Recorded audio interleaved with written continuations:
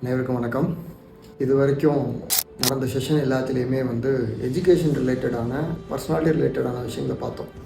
அதுக்கு முக்கியமான எசன்ஸே எங்கே இருக்குது அப்படின்னு பார்த்தீங்கன்னா பண்புகளில் தான் இருக்குது. அந்த பண்புகள் என்னென்னன்றதை இனி வரும் செஷனில் நம்ம பார்க்க போகிறோம். ரொம்ப முக்கியமானது ஒரு 12 பண்புகள் இருக்குது. அந்த 12 பண்புகள் தான் நம்மளுடைய வளர்ச்சிக்கு ரொம்ப ரொம்ப முக்கியமான பங்கு. யாராவது ஒரு தலைவரோ இல்லை தொழிலதிபரோ யாராவது அவங்க வளர்ச்சியில் ஒரு பெரிய சக்ஸஸ் ரேட்டுக்கு வந்திருந்தாங்கன்னா அவங்க ஒரு முக்கியமாக ஏதோ ஒரு பண்புகளை ஃபாலோ பண்ணியிருப்பாங்க. அந்த பண்புகள் என்னென்னன்றதை நம்ம ஃபஸ்ட்டு சொல்லியிருக்கோம். Aspiration, sincerity, humility, gratitude, perseverance, receptivity, progress, courage, goodness, equality, generosity, piece.